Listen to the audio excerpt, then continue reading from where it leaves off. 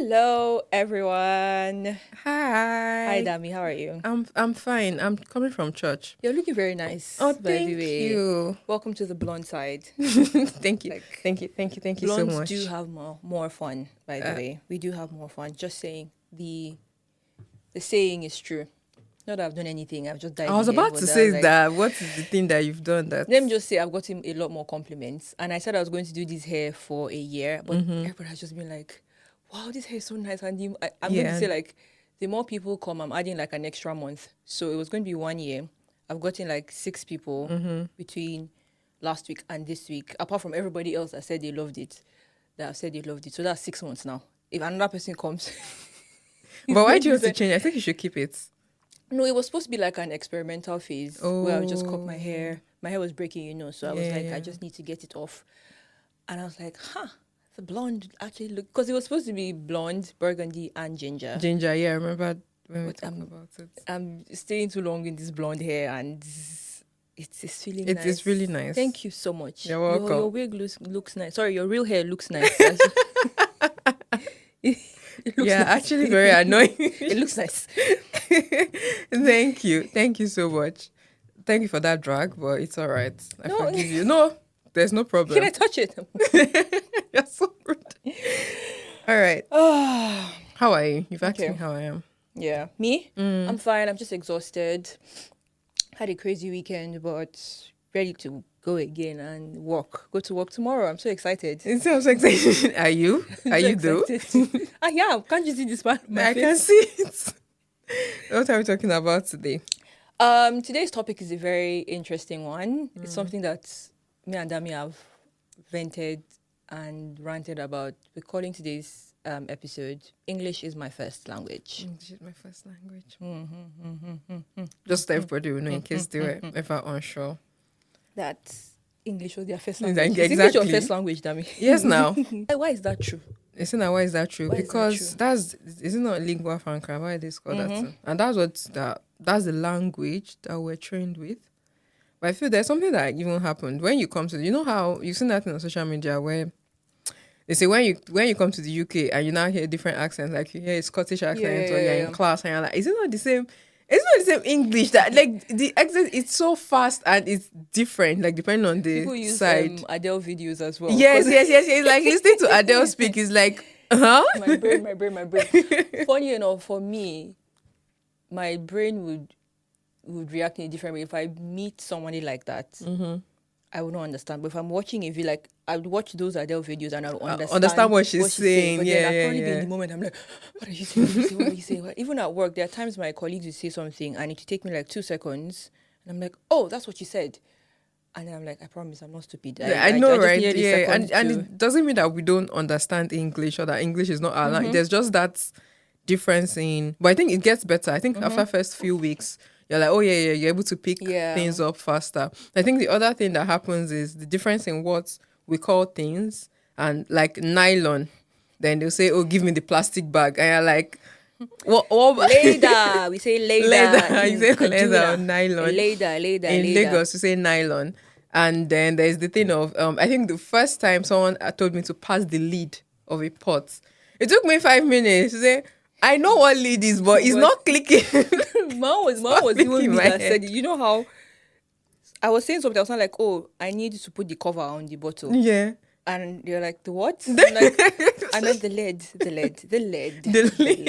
And like this is and I'll say, oh, can I have the lead of the something? Man, my sister in grammar. There's so many things I can't even think of some like off the top of my head, but there's so many instances where it's just the Nigerian English, and I've had these conversations with my colleagues, and I'm like, there are just some things.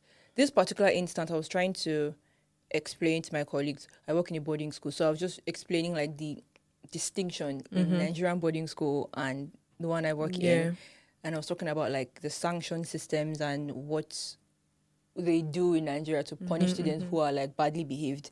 So one instance, my sister told me that they told her to like kneel down under a tree all night. And they're like, oh my God, wow, that's so horrible. In Nigeria, you just hear those stories and you're like, they did that. People even use that as bragging right. Do you know I knelt down all night? So I was saying, and I said, but she left that school before she died. As per, you don't understand, make her I know that. But they heard before she died, she left. And So they're like, oh, your gosh, sister I'm so is there. sorry. Like, she's not there, though. And I was like, whoa. I meant she had to leave so she wouldn't die. And they're like, oh, okay. Yeah, that's exactly. The distinction in the way we speak is just, it's crazy. There's something else I wanted to say. There's an example that just came to my mind now. God, please, let's go on. I've forgotten. The way my brain used to skip sometimes. Okay, so we had a couple of stories that triggered this episode. Do you want to go first? The one... Which one? Your MBA. Oh, right. There's that. Wait, first, before I remember what I wanted to say now. There's also that thing where somebody would say, oh, you speak well for an African. Oh, you speak well. Where are you from? And I'm like, what's that supposed to? What's that supposed to mean? Like, it's giving. Do you not trust the colonialism that happened? As in, exactly, you colonize, or don't you trust what you have colonized? Anyway, so that thing annoys me. I think my friend was telling me that she met someone newly. It was at work, and the person was like, "Oh wow, you speak so well for an African." That thing is one of the biggest triggers because I'm like, as horrible as this sounds, I probably would take "you speak so well" and shut up. Exactly. But if you say you speak so well for an African, the audacity. Like, do you understand? It's like, first of all, how did I get this job? Let's start there. Anyway, so I've actually also had that experience, and I typed out an email and I sent it, and then I was showing it to my supervisor then, and the person was just like, "Oh, IJ, very well written. Wow, this is so." So you did not expect it. I was almost like, I'm a master's degree holder. Right? It's just conditional that's making me. I'm a master's degree holder. Like, we speak English in Nigeria. We do. But, so the thing that led to the topic was my MBA. I think you also have yours. My MBA experience was I have two stories. So I had applied to do an MBA and I got it. Then but then they said it was a conditional offer. The condition was I need to upload proof of English. How did I feel the application next time? Exactly, pause for effect. Maybe I feel it in Yoruba, but yeah, pause for effect. So I was not thinking, should I fight? Should I when not we're editing fight? video, I just pause. Like, and then we go. And so, should I fight? Should I not fight? So I was like, okay, let me not fight. They said, is it that I do IELTS or IELTS, or I send a letter from my company to say this person does this in English. So I'm like, okay, if this is what the school needs, let me ask. So I went to my employer. I need a letter. I'm applying for an MBA. They wrote the letter. There was no sample to say this is what the letter should look like. They just said, we need a letter from your employer. Then I sent the letter and they said, oh, this letter is not acceptable. You need to write IELTS. First of all, IELTS is such a waste of time. And it's like year 7, year 8 English work they're asking us to do. And that was when I saw the email, I was very confused. I said, okay, this is the time to fight. I don't know. When I say fight, I don't mean like proper email. Like, no.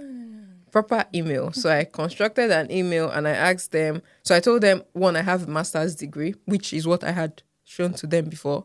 I have written a letter from my employer to say that I do all my work activities in English. And I am Nigerian and our first language is English, and we were taught in English completely. And if they are aware, a lot of schools accept our WAEC. WAEC, yes. And so I wrote a very, very, very long email and I told them to please explain to me why I'm being asked to write IELTS. Iskanchi happened.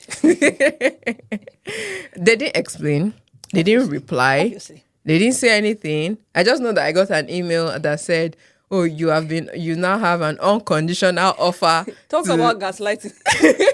You now have an unconditional offer to study in so school. And I was just upset. I was like, why did people respond? But the thing is, I was also applying for a scholarship, but they did not give me the scholarship. So So that's I the feel caveat. like That's the caveat it's in like this. it's like this guy, you can't come and look for. I don't know if that's what they did though, but it's like this guy, you can't come look for trouble. You We know will not me, give you you know the me, I'll scholarship. talk. Like I'll be like, that's what they did. Like you'll be like, I don't know, maybe it's possible they'll find this podcast and they'll be like, hey, we knew that. Yeah, I know that's what they did because there's no how. Obviously scholarships are based on merits and blah blah blah. I'm not going to question all of that and say, oh no, give us show us And then records and maybe all. I was not Maybe let me intelligent join you. enough. Maybe Uh-huh. wait. Sorry. Yeah, I thought you were going to say maybe there were more qualified people. And or we are something. saying, okay, so everybody won't qualify people for the scholarship. But the point is that they not give me the scholarship. They've sent me average return. You're like, you know what, you want to challenge us? Pay the full school Pay fees. the full if they burn you, right? Pay. You speak English in Nigeria, pay that Pay money. the school fees. You're still international students. Also, please, can I also talk about the fact that of course, in theory, people say, oh, you need to be a British citizen before you're considered not an international student. But that's just bullshit because what constitutes you not being an international student? If you've lived in the UK, I've lived in the UK for about 4 years and there are several opportunities, scholarships that I could not go for because they're like, this is only for UK nationals. Yeah, UK and nationals. then the international student fee is 20k plus. And I'm like, okay, PhD opportunities, master opportunities I can't go for because I'm like, okay, fine, let me not do scholarship. Let's see how much it fees. They're like, oh, actually, it's not for international. Some of them were like, it's not even for international students. Don't even bother. Don't bother. Yeah.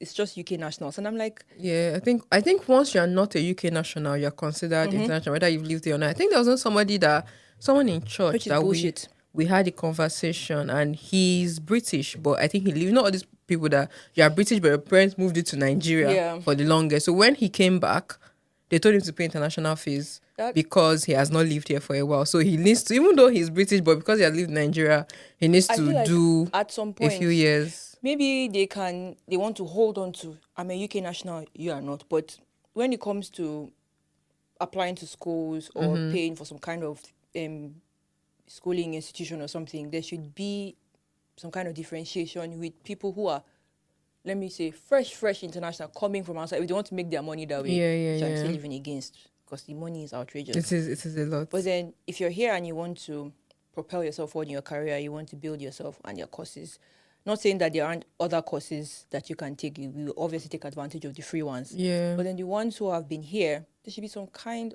of... I think that's where apprenticeships and diplomas come in, Shabo. Unfortunately, I'm a dancer. And so it's not the same. First of all, the dance industry is one kind because first thing they'll ask is, do you have the right to work in UK? And then say the whole conversation that I'm not about to go into safe. But yes, okay, you can tell I've healed from my trauma. You can tell, yes. I'm healed. I'm fine now. Yeah. Anyway, is it my turn to say my story? Okay, so I have 2 stories. The second one is fairly recent, and I knew I was going to say something at the start of this podcast. This is the 4th time we're trying to record this. Yes, this is the 4th. This is the 4th time we're trying to record this episode. You can tell the after us. No, I think the first time my phone died. Yeah. Second time the microphone did not work. The microphone didn't work. The third time, well, and now and the here we are. 4th, the 4th time. But yeah, moving on. So my story begins in a faraway land. For God's sake, called Nigeria. Kilo fa gbogbo rubbish. Go straight to the point. Okay, so you remember during COVID when everybody was just trying to get several streams of income, work from home, work online, and just get money, sha. One of the things I ventured into, apart from like teaching dance online and taking some courses, was I applied to teach English to non-English speakers in other parts of the world. I got through all the tests. I passed everything with flying colors, I might add. Like, I don't know why anybody's surprised. And it got to like the final stage. I just needed to fill like a form, and they were like, nationality. And I was like, Nigeria. But then I just clicked submit. You are not eligible. So I was like, I'm confused. Obviously, now you've passed everything. And then it got to that point, you're like, you're not eligible. So I sent an email, and they're like, oh, you must have English as your first language. And I'm like, where the hell is this coming from? English is my first language. the definition of first language that I know is a language you can speak in, think in, a language you were taught in. And if I think about it, I don't think in Ora, my father's language. I don't think in Hausa. I don't think in Pidgin. Sometimes I do think in Pidgin. But generally speaking, I think in English. And I'm like, what the hell are you trying to tell me? And he said, oh, if you're not from the UK, Canada, Australia, or America, you cannot apply for this job. And I'm like, that's just ridiculous, because there are several speaking nationals in the US. The US is seen as a melting pot of different nationalities, but they are US nationals. They can just say, I am from the US. They don't speak English, and you could get that job, point blank. So I'm like, how are you gauging that somebody is qualified enough? Maybe the test. The test that I passed, they have already filtered me from being as far Nigeria. I was just like, what do you mean by that? Like, there was a whole back and forth with the email. I'm like, but I'm from Nigeria. Our lingua franca is English. Sometimes they like to form French too, but it's English. What are you trying to tell me? Yeah, so there was a period that Nigeria was like, our lingua franca is English and French. Would dash us? I don't know. There was one time we were doing common affairs. There was that period where like lingua franca, English, French. Maybe it was because of that Bakassi Peninsula that we had at that point. They're like, oh yes, we have that extra bit. I know we learned French in primary school. I learned French in primary school, but there was a period where now they've taken it off like our official site or something. Okay. But that's by the way. So I'm just like, how would you qualify somebody? I think there was something that my dad said one time about this English thing. He said that the way English is to a UK national is what Yoruba, for example, would be to someone that lives in Osun State, for example, where and was built there. So the fact that the person can speak that language doesn't necessarily mean that they can effectively write. Yeah. And because in IELTS, you have to write, you have to speak, you have to listen. You have to listen, yeah. And all of that. So he was saying somebody could be born here and they're speaking very good English. I mean, on an average level of good English. When it comes to writing, that's what I'm saying, like, they can communicate effectively. When it comes to, like, writing. There. When it comes to writing and whatnot. I know, I've not said anything, but when I hear it now, it doesn't sound so bad anymore. Which is bad. It's bad. But my own it's not unconsciously. I say it just because it's like a code switching thing for me. I'm just like, I just say it because why not? Anyway. Continue. Yeah, anyway, so that's that. I think that's we're basically saying the same thing now, that the fact that someone can speak it does not mean that they are which is funny. Educated. Because in that sense. Because like I'm not even saying that there aren't some people who would probably need to prove you're coming to school. So you need to prove that you can. Like let's not even joke with ourselves. There are people we went to school with and yes. Even if you not go to school with them, at NYSC will show you. Constructing a proper sentence was hard. So let's not even joke with that. So maybe that's the point of that one. I saw things in NYSC. You know, my dad, he's retired now. He worked in Radio Nigeria as a radio presenter and a journalist. And he said when coppers would come, so he asked, like, yeah, you're presenting a show, so you have to have a script. So he asked one of them to like write a script and all of that. I'm not sure if I'm getting, that's what he asked them, but no. The person was asking for time off, and then he said, write a letter. And the letter, he was just like, because of this, I'm not approving. Like, where would they graduate? Right? I worked in, I was in OBS in NYSC, so it was more of like news editing, news. That, yeah. So why would you even join OBS if you cannot? You know, where OBS now, we didn't match or any of those things. So a lot of people join. So a lot of people. So that's true. And I thought I was the chief editor, so I was seeing things. Hold on. I need to side notes. Who wouldn't want to march? Me. You missed out on what? The most amazing feeling of synchronization ever. I think the day I decided I was going to march, because I even loved NYSC camp. I loved it more than I loved my NYSC. Yes, I loved camp too. I loved the morning drills. I loved the workout. I loved it so much. And then the soldiers just showed us a demo of the marching, and I was like, I have to march. have to match. I have to match. The day they showed us the demo of the matching, that was the day I went to join OBS. There are two kinds of people, everybody. The marchers. I said nope. And the me. and the dummies. I said nope. And I already planned. Anyway, that's by the way. But something that even I forgot about that whole episode, and then it got triggered in me when I eventually passed the IELTS, came to the UK to study, and then one of my colleagues, I did a master's in choreography, so one would think that you don't need to have good English and it's only dance, but my dear, no, you write a whole way. So many times you had to support whatever we were doing with actual writings and articles, and there was one we had to create a whole blog for like 3 months. And then this girl I think she was our leader for this particular group, and I saw what she had written. Not like shorthand, no. Mm-hmm. I saw what she had written. She was like, guys, just have a look at this. And she had mentioned that the reason why she came to do her master's was that she was in China before COVID to teach English. So it's different if she was just like, oh, I'm just doing my master's, let me just get on my life. But she mentioned it again. She was like, oh, I was teaching English in China. And I'm like, were you teaching them? Do you remember that tweet that we saw that some recruiters were saying, if you put certain words in your cover letter, that you used it for ChatGPT. Bruh, please. When they ask you write an essay, you're like, before delving into the question, do you understand? It's now things like delve that is now that thing. I learned that thing in JS2. Oh God. That tweet really pissed off Nigerians because they're like, this is nothing we use on a regular day. What do you mean? So, in the school I work in, I before I go into the current position I'm in right now, there's mostly admin tasks. So I had to like assist some of the students in academics. Mm-hmm. So I was sitting in a class. I started in year 7 class, year 8 classes. What they're being taught, I don't know if it's the curriculum in the UK. We learned it in primary 4 and primary 5. Year 7 and 8, by the way, is just 1 and 2. Mm-hmm.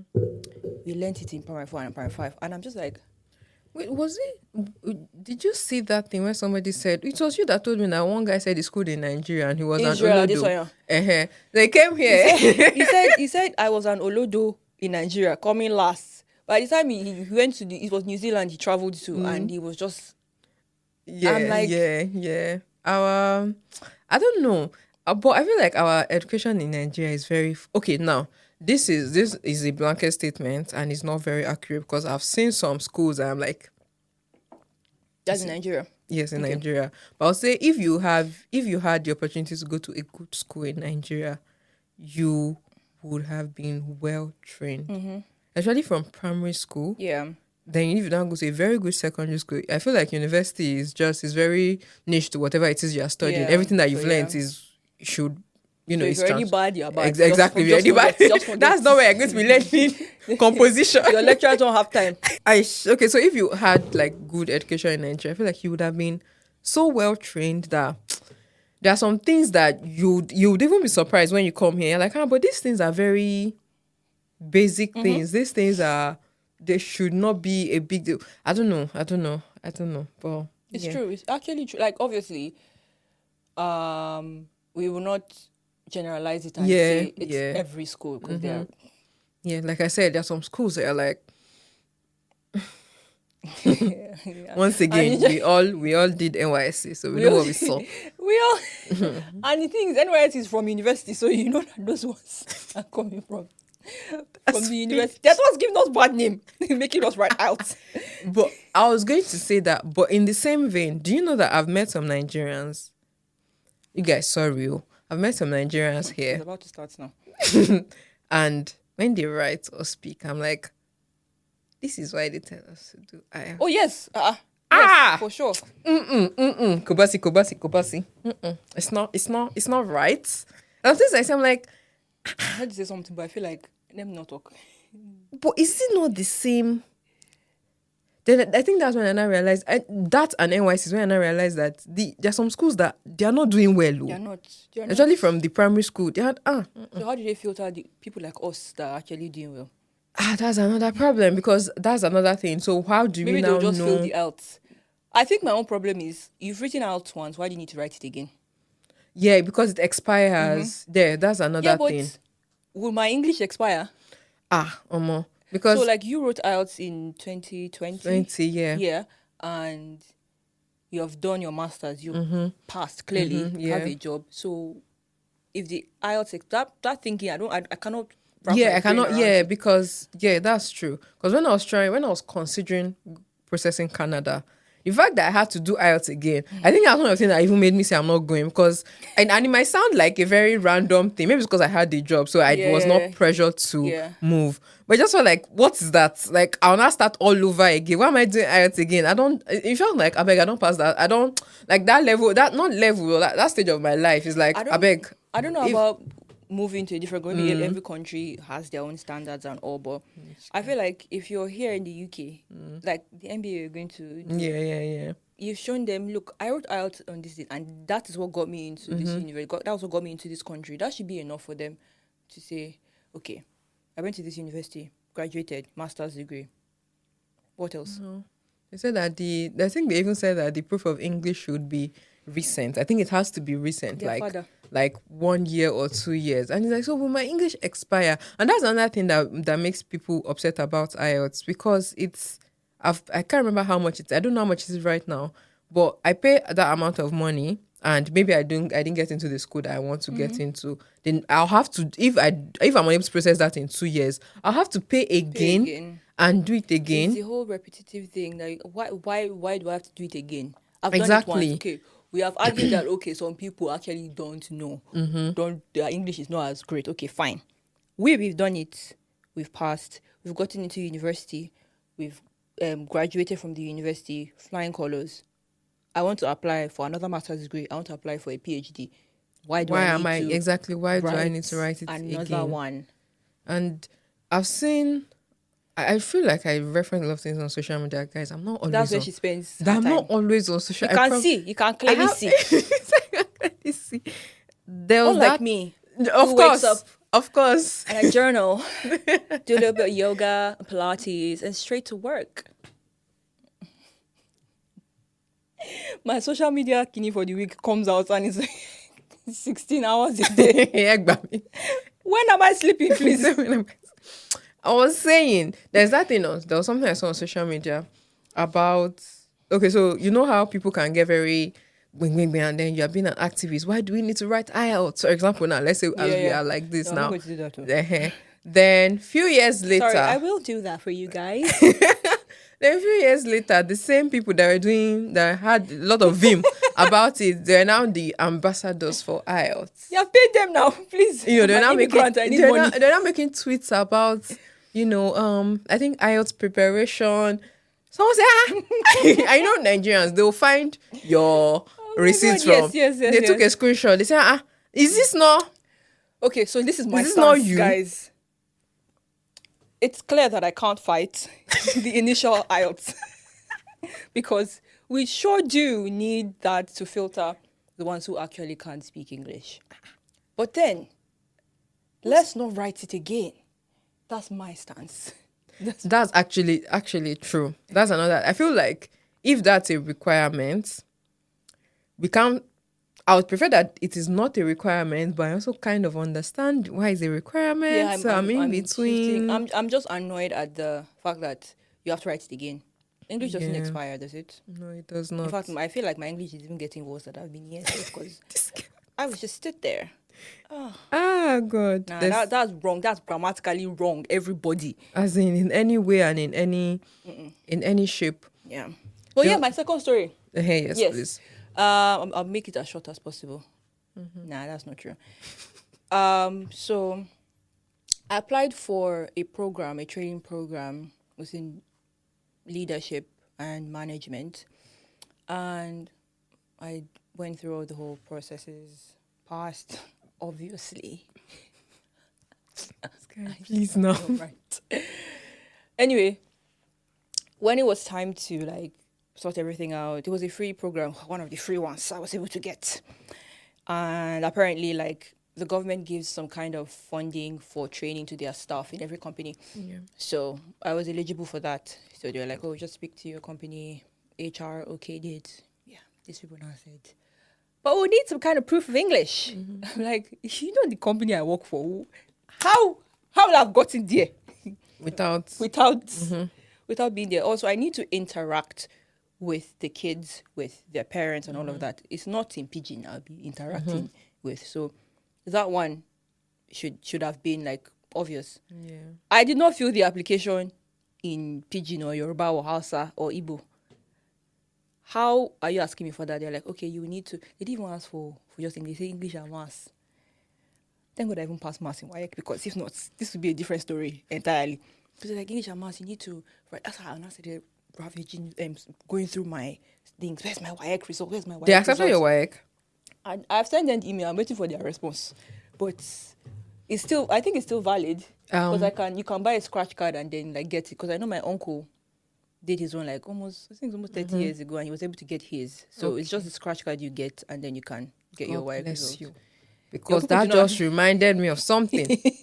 I was applying to something, one digital marketing course. So they said I think they needed proof of GCSE. That's what they, or A-level, something like that. Oh yeah, they say GCSE, but you like, I have some kind of international GCSE. Yeah, exactly. So I sent it to them. They said no. Yeah? They sent my WAEC. They said no. That I should go and do GCSE. I said they should not worry. Like there's some things that I can't even bother at this. Like I should go and do GCSE. As please carry your course away from me. Because when they said the options for that training was GCSEs or an international equivalent of GCSEs. Yeah, I was like, that's WAEC. Good then. Yeah, because I think it was an option. So I was just like, I did WAEC and West African Examination Council. An examination council in West Africa. Are you trying to discriminate against us and our own is not eligible?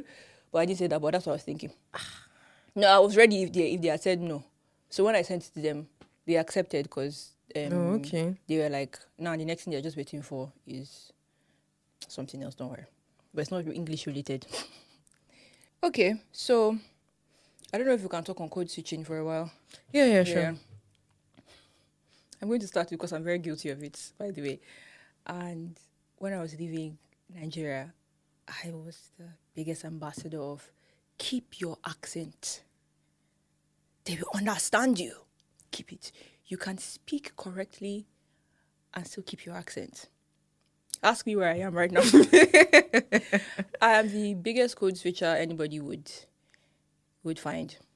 And I don't fault anything, but unfortunately, it was because I started working in care at first. And the people that would look after, I did start speaking, like using my Nigerian accent.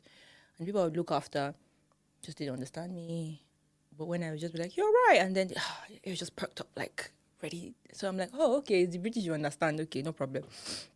And then now I work in a school. I'm not even saying that they wouldn't. I've just gone with it. And occasionally, I'm consciously tweaking my brain to like get back to myself. Maybe it's because I can, so I just do it, and I just enjoy hearing myself do that. When I speak to my colleagues, or if I'm giving them a story about my mom, I just change. I'm like, yeah, your mom. Like, the funny thing that they love hearing. I don't know why they just love. Your mom talks like that. I'm like, yes, she's Nigerian. She talks like that.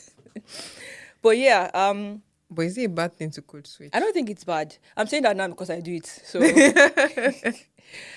But if you had asked me that question when I was living in Nigeria, I'd have said yes. This is me being vulnerable, guys. Oh. Please. But yes, your vulnerability is safe here. With you? On the podcast now. Okay. On the podcast. Hey, God. Imagine if they just pick this clip out and somebody, let's say Instagram now picks it. I'm like, don't mind that girl. Why is she switching accent? And people always have an opinion on social media. But yeah, I was going to, about code switch. I've never had to code switch. I just speak like this everywhere. I think there was a time. Can you code switch? I don't think so. Maybe because I've never had to. There was a time I had one interview thing with it was a nutrition thing. It was like a live. I think I remember that. Yes, Yeah. that I had other nutrition colleagues, white. Somebody, one of my friends, commented, Damola's accent is still Nigerian. Yes, On the live.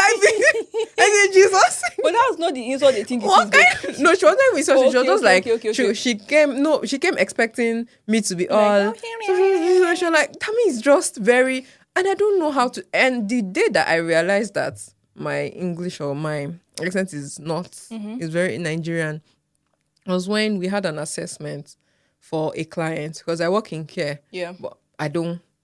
Do they care itself? Yeah. So we had an assessment for. Nothing. We had an assessment. Just in the struggle. I'm sorry. Oh God, we had an assessment with a new client and she's older, right? So I sat and I was talking to her. I was trying to complete a form. So every question I was asking her, she was just like, sorry. I hate when that happens. So, Her but that's what children we need. understood me. They're like, Mom, she's saying.